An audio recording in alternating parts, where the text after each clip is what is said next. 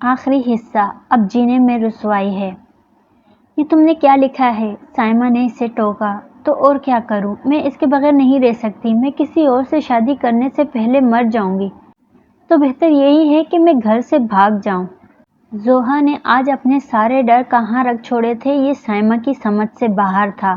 تم پوری زندگی کسی سے نہیں مل پاؤ گی، تمہیں اپنے سارے رشتے ختم کر کے سیم تک جانا ہوگا، کیونکہ ایک بار تم گھر چھوڑ دو گی تو یاد رکھنا کبھی بھی نہیں، مطلب تمہیں اپنے اماں ابا اور بھائی کو اپنے دل کے قبرستان میں دفن کر کے ان کے قبروں کو رونتے ہوئے اپنی محبت کا راستہ ناپنا ہوگا، اور مستقبل میں کبھی بھی سیم کی طرف سے کوئی بھی تکلیف پہنچے تو تمہارے پاس آنسو بہانے کے لیے نہ کوئی کندھا ہوگا اور نہ ہی برے وقت میں کوئی سہارا ہوگا۔ جو بھی کرنا مستقبل کے بارے میں ضرور سوچ لینا۔ سائمہ کی زبان سے ادا ہونے والے الفاظ اسے بے یقینی میں مبتلا کر رہے تھے۔ جانتی ہوں میں کہ میں ساری کشتیاں جلا کر جا رہی ہوں، اور سوری سائمہ، مگر میں نے نہیں سوچا تھا کہ تم بھی ہم لوئر کلاس لوگوں کی سوچ رکھتی ہو۔ زوہا نے اس پر طنز کیا۔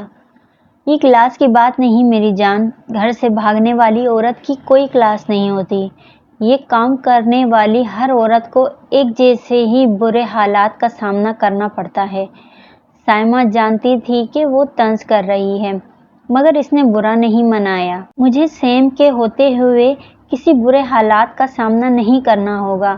اس نے کہا تھا کہ وہ مجھ سے شادی کر کے مجھے الگ رکھے گا، اپنے ماں باپ کے ساتھ نہیں، اور وہ مجھ سے اتنی محبت کرتا ہے کہ مجھے اس کے ہوتے ہوئے رونے کے لیے زندگی میں کسی اور کندھے کی ضرورت ہی نہیں ہوگی۔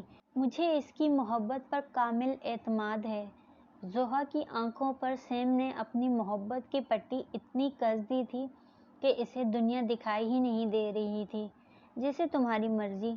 دیکھو سیم نے کیا جواب دیا۔ سائمہ نے اس کی توجہ موبائل کی طرف مبذول کروائی۔ تم 2 ستمبر کو مجھے تھانے ریلوے اسٹیشن کے پاس شام 4 بجے ملنا، ریلوے اسٹیشن کے قریب جو کراسنگ ہے وہیں پر، اور اسی لباس میں آنا جو میں نے تمہیں گفٹ کیا تھا۔ میں بھی تمہیں اسی شرٹ میں ملوں گا جو تم نے مجھے بھیجا تھا، اور ایک بات، اپنے پیچھے کوئی سراغ مت چھوڑنا، باقی کی باتیں ہم مل کر طے کریں گے، مگر ایک بات، تمہیں سب کو چھوڑ کر آنا ہوگا۔ رہنے کھانے پینے کی فکر مت کرو، میرے پاس ابھی اتنا پیسہ ہے کہ میں 6 ماہ تک بغیر جاب کے بھی ہمارا خرچ اٹھا سکتا ہوں۔ زوہا نے میسج اتنی اونچی آواز سے پڑھا کہ سائمہ سن سکے۔ زوہا کے لبوں پر مسکان تھی۔ اوکے، جیسا تم چاہو، میں 2 دن بعد تمہارے ساتھ ہوں گی۔ اس نے میسج بھیج کر فیس بک لاگ آؤٹ کیا اور موبائل سائمہ کو تھما دیا۔ زوہا سوچ لو، یہ کوئی چھوٹی بات نہیں ہے، تمہیں اندازہ ہے کہ تمہارے پیچھے تمہارے والدین پر کیا گزرے گی؟ لوگ انہیں الفاظ کے پتھروں سے لہو لہان کر دیں گے۔ سائمہ اپنی کوشش میں مصروف تھی کہ وہ یہ کام نہ کریں۔ مجھے پتا ہے، مگر میرے پاس کوئی دوسرا راستہ نہیں ہے۔ ابھی مجھے گھر جانا ہے، اپنے ہمدم سے ملنے کی تیاریاں بھی تو کرنی ہیں۔ زوہا کے لبوں پر مسکراہٹ چپک سی گئی، وہ اٹھ کر چلی گئی، مگر سائمہ وہیں بیٹھی رہی۔ ایک نئی صبح کا سورج طلوع ہوا، اپنے ساتھ کئی زندگیوں کا سورج غروب ہونے کی نیت لیے، مگر یہ بندہ بشر ہی ہے جو غلطیوں کا پتلا ہے اور اپنی غلطیوں کو بہادری کا نام دیے بڑے فخر سے موت کی طرف بڑھتا چلا جاتا ہے، اس بات سے واقف بھی کہ موت غلطیوں کو سدھارنے کا موقع نہیں دیتی، مگر پھر بھی موت سے بے خبر غلطیوں پر غلطیاں کرتا جاتا ہے، یہاں تک کہ غلطی اور گناہ کا فرق تک بھول جاتا ہے۔ زوہا یہ نیا جوڑا کیوں پہن لیا؟ اماں نے اسے نئے جوڑا پہنے دیکھا تو ٹوک دیا۔ اماں، آج سائمہ کی برتھ ڈے پارٹی ہے تو وہیں جانا ہے، کالج سے اس کا گھر جاؤں گی تو آج مجھے تھوڑی دیر ہو جائے گی۔ زوہا نے جھٹ سے جھوٹ بول دیا۔ اچھا، میں سوچ رہی تھی کہ یہ بہت اچھا جوڑا ہے، تیرے جہیز میں سنبھال کر رکھ لوں۔ اماں نے مایوسی بھرے لہجے میں کہا، تو اس میں کون سی بڑی بات ہے، میں آج پہن لیتی ہوں، پھر تو اسے رکھ لینا جہیز میں تو برقع پہن کر جاؤں گی تو یہ ڈر بھی نہیں ہوگا کہ محلے میں کوئی دیکھ لے گا۔ زوہا کافی شاطر ہو گئی تھی۔ ٹھیک ہے، مگر جلدی آ جانا، ویسے بھی آج ساجد بھی دیر کر کے آئے گا، وہ بھی صبح صبح نئے نکور کپڑے پہنے اپنے دوست کی طرف چلا گیا ہے۔ اماں بڑبڑاتے ہوئے بستر طے کرنے لگی۔ وہ کیوں؟ زوہا نے بیگ کندھے پر ٹانگتے ہوئے پوچھا۔ اس کے کسی دوست کی شادی تھی تو وہ کام پر سے جلدی چھٹی لے کر وہیں سے شادی میں چلا جائے گا۔ اچھا اماں، میں چلتی ہوں۔ زوہا نے آخری نظر اس ایک کمرے کے مکان پر ڈالی۔ کونے میں لٹکی ابا کی تصویر کی طرف نگاہ اٹھی تو دل ایک لمحے کے لیے کانپا، مگر اس نے فوراً نگاہ ہٹائی اور گھر سے باہر نکل آئی۔ سڑک پر آ کر آج کالج جانے کے بجائے اس نے ایک رکشہ رکوایا، جھک کر رکشے والے سے کچھ کہا اور پھر رکشے میں بیٹھ گئی۔ اسٹیشن جانے والی سڑک پر مڑ گیا۔ وہ گردن موڑے راستے کے کنارے پر ہر شے کی طرف دیکھتی جا رہی تھی کہ اچانک رکشہ رکا۔ اس نے رکشے والے کی طرف دیکھا۔ میڈم، اسٹیشن آ گیا ہے۔ اس نے اثبات میں سر ہلایا اور پرس سے پیسے نکال کر رکشے والے کو دیے اور اسٹیشن میں داخل ہو گئی۔ ساجد کا دل آج بے حد پریشان ہو رہا تھا، ایسے جیسے کچھ غلط ہونے والا ہے۔ کیا ہوا ساجد بھائی، پریشان لگ رہے ہو؟ ناہید نے ساجد سے پوچھا۔ نہیں تو میں پریشان کیوں ہوں گا، میں ٹھیک ہوں، بالکل کچھ بھی نہیں ہوا، ساجد نے خود کو تسلی دی۔ کہیں جانا ہے کیا تم نے؟ یاسر بھائی بول رہے تھے کہ آج تم جلدی جاؤ گے۔ ہاں، دوست کی طرف جانا ہے، شادی ہے اس کی، ساجد نے جلدی جلدی کپڑوں کو الماری میں سلیقے سے رکھتے ہوئے کہا۔ تو آج کھانا کھانے نہیں جائے گا کیا؟ ساجد نے اس سے پوچھا۔ ہاں، میں جا رہا ہوں، تم بھی کھا لو۔ ناہید کا گھر قریب ہی تھا تو وہ کھانا کھانے گھر چلا جاتا تھا، جبکہ ساجد وہیں کچھ لے کر کھا لیتا۔ ہاں ہاں، تو جا، میری فکر نہ کر، میں کھا لیتا ہوں، ساجد نے اسے جانے کا کہا اور خود کاؤنٹر کی ٹیبل کے پاس آ کر بیٹھ گیا۔ جیسے ہی ناہید دکان سے نکل کر سڑک تک پہنچا، اس نے دکان کا شٹر نیچے کیا اور پیسوں کی الماری کھول لی۔ جلدی جلدی اس میں رکھی رقم، جو کہ 60-70 ہزار کے قریب تھی، ایک شاپنگ بیگ میں ڈالی اور شٹر اٹھا دیا۔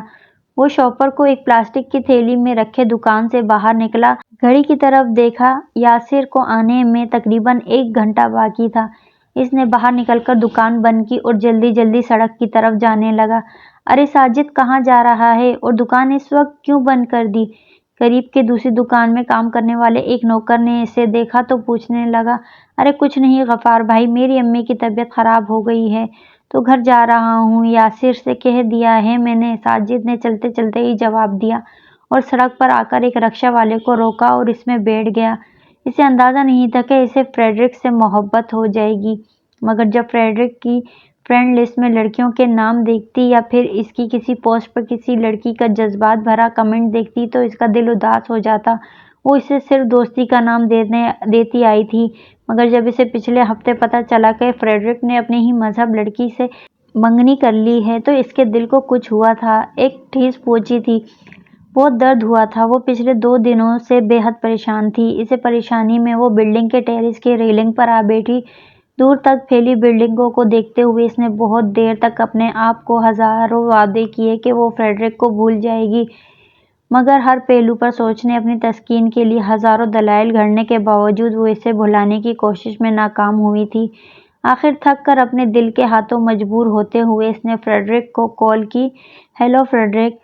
جیسے ہی دوسری طرف کال ریسیو ہوئی، اس نے عجلت میں اسے پکارا۔ اوہ ہائے سائمہ، کیسی ہو؟ پچھلی ملاقات میں ہی سائمہ نے اسے اپنے بارے میں سب کچھ بتا دیا تھا اور وہ اس کی دولت اور فیملی بیک گراؤنڈ سے خاصا متاثر بھی ہوا تھا۔ تم نے منگنی کر لی؟ وہ ایسا سوال کر رہی تھی جس کا جواب وہ خود بھی جانتی تھی۔ ہاں، مجھے ایک بار بتایا بھی نہیں، سائمہ نے بڑے مان سے شکوہ کیا۔ ہاں، ذہن میں نہیں رہا، بس کچھ خاص دوستوں کو ہی دعوت دی تھی، اس نے معذرت کی۔ کیا میں دوست نہیں ہوں؟ ہاں، تم تو فیس بک فرینڈ ہو، اور تم خود بھی جانتی ہو کہ فیس بک فرینڈ میں اور اصل دوستوں میں کتنا فرق ہوتا ہے۔ وہ آج بہت بے رخی سے بات کر رہا تھا۔ سائمہ کی آنکھیں آنسوؤں سے لبریز ہو گئی۔ وہ اس سے دوستی تک سے انکار کر رہا تھا اور یہ پگلی اس سے دل لگا بیٹھی تھی۔ فریڈرک، تم جانتے ہو نا کہ میں تم سے کتنی محبت کرتی ہوں، اس نے ساری نسوانی انا اور شرم بھرم پرے رکھتے ہوئے روتے ہوئے سوال کیا۔ وہ تو تم ہر دوسرے لڑکے سے کرتی ہو، اس کی سنگ دلی عروج پر تھی۔ تم ایسا کیسے کہہ سکتے ہو؟ تم جانتے ہو کہ میں تم سے اور صرف تم سے محبت کرتی ہوں، اور تم تو اس رات ہوٹل میں مجھ سے اعتراف کیا تھا کہ تم مجھ سے محبت کرتے ہو اور صرف مجھ سے ہی شادی کرو گے۔ وہ اسے وہ باتیں اور وعدے یاد دلا رہی تھی جو کہ شراب کے نشے میں کیے گئے تھے۔ For God's sake Saima, grow up dear۔ وہ سائمہ کا مذاق اڑا رہا تھا۔ تمہیں میری باتیں یاد ہیں اور تمہاری کہی باتوں کا کیا؟ کیا تم بھول گئی کہ تم نے کیا کہا تھا؟ جہاں تک مجھے یاد ہے تم نے کہا تھا کہ تم ہر دوسرے ماہ اپنے کسی خاص دوست کے ساتھ وہاں جاتی ہو، اور تم خود بتاؤ کہ میں تم جیسی بد کردار لڑکی سے میں کیسے شادی کر لوں؟ سائمہ کو یقین نہیں آ رہا تھا کہ وہ شخص جو خود جانے کتنے گناہوں میں لپٹا تھا وہ اسے بد کردار کہہ رہا تھا۔ سائمہ نے بغیر کچھ کہے کال منقطع کر دی اور ایک ٹھنڈی آہ بھرتے ہوئے نیچے زمین کی طرف جھانکا۔ بلڈنگ کی 18ویں منزل سے نیچے پڑی ہر شے بہت چھوٹی دکھائی دے رہی تھی۔ وہ بہت دیر تک اسی حالت میں بیٹھی رہی۔ لمحے سیکنڈ میں، سیکنڈ منٹوں میں اور منٹ گھنٹوں میں تبدیل ہوتے گئے۔ اسے وہاں بیٹھے 1.5 گھنٹہ گزر گیا، مگر اب بھی فریڈرک کی آواز اس کے کانوں میں باز گشت کر رہی تھی۔ اس نے ایک نظر آسمان کی طرف دیکھا۔ سورج پورے آب و تاب کے ساتھ روشن تھا۔ موبائل اس کے ہاتھ میں تھا جو کہ پسینے کی وجہ سے بھیگنے لگا تھا۔ اس نے موبائل رنگ پر ایک طرف رکھا اور اپنی جگہ کھڑی ہو گئی۔ ابھی وہ کھڑی ہی ہوئی تھی کہ موبائل بجنے لگا۔ اس نے جھک کر موبائل کی طرف دیکھا، مگر آنسوؤں کی روانی کی وجہ سے وہ اسکرین پر روشن نام نہ دیکھ سکی۔ وہ پھر اپنی جگہ سیدھی کھڑی ہوئی۔ موبائل اب بھی مسلسل بج رہا تھا۔ اس نے پوری شدت سے آنکھیں بند کی اور اپنے آپ کو ہواؤں کے حوالے کر دیا۔ زوہا نے گھڑی کی طرف دیکھا۔ 3:30 بج رہے تھے، مطلب وہ متعینہ وقت سے آدھا گھنٹہ پہلے ہی اس جگہ پہنچ چکی تھی جہاں اس نے اپنے محبوب سے ملنا تھا۔ اس نے آس پاس نظریں گھمائیں۔ یہ ایک سنسان جگہ تھی۔ بس تھوڑی دیر بعد لوکل ٹرین وہاں سے گزرتی۔ اس نے اپنے نقاب اتار کر بیگ میں رکھ لیا تھا۔ ابھی چند سیکنڈ ہی ہوئے تھے کہ اسے موبائل کا خیال آیا جو اس نے گھر سے نکلنے سے پہلے چپکے سے الماری سے نکال لیا تھا۔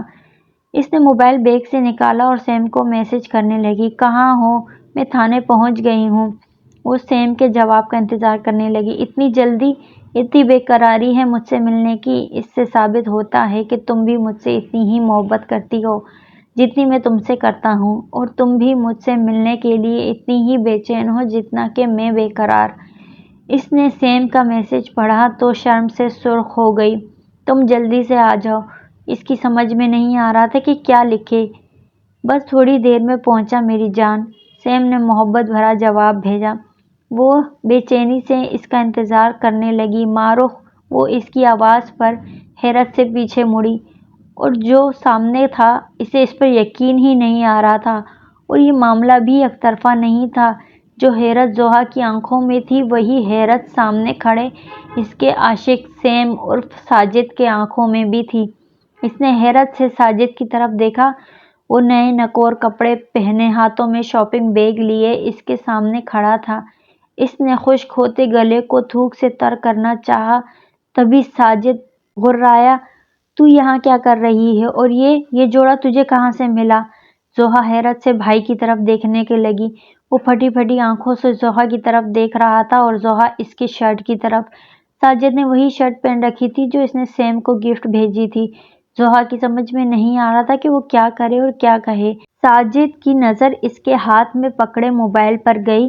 وہ زوہا کے موبائل کی طرف جھپٹا۔ اس سے پہلے کہ زوہا کچھ سمجھ پاتی موبائل ساجد لے چکا تھا۔ وہ جلدی اس کا لاک کھولنے لگا۔ چونکہ زوہا کے موبائل پر کوئی سیکیورٹی لاک نہیں تھا تو اسے لاک کھولنے میں کوئی دقت نہیں ہوئی، مگر لاک کھولتے ہی جو ساجد کی نظروں کے سامنے آیا وہ کسی قیامت صغریٰ سے کم نہیں تھا۔ یہ تو ہے؟ یہ ماروخ تو ہے؟ تو مجھ سے بات کرتی رہی ہے؟ ساجد بے یقینی سے اس سے پوچھ رہا تھا۔ اس نے جذبات میں سر ہلایا، اور وہی لمحہ تھا جب ساجد کا غصہ جھاگ کی طرح بیٹھ گیا کہ آخر بہن کو کس حق سے ڈانٹے۔ جس گناہ کے دلدل میں وہ دھسی تھی، اسی گناہ کی کیچڑ میں وہ خود بھی لت پت تھا۔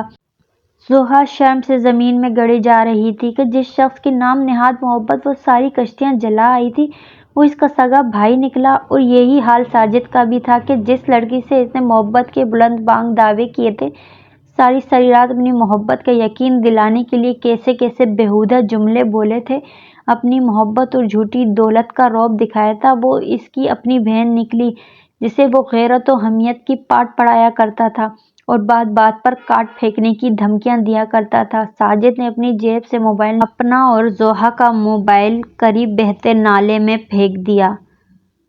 یہ کیا کیا ساجد؟ زوہا نے ساجد کی طرف دیکھا، اس کی آنکھوں میں خون اتر آیا تھا۔ اس نے زوہا کا ہاتھ کلائی سے پکڑا اور ریلوے ٹریک کی طرف بڑھا دیا۔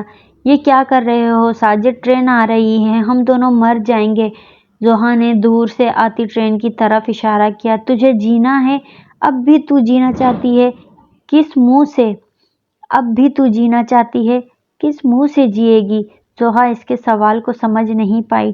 ٹرین لمحہ لمحہ قریب آ رہی تھی اور ساجد اسے گھسیٹتا ہوا فاسٹ ٹریک کے بیچوں بیچ لے آیا تھا۔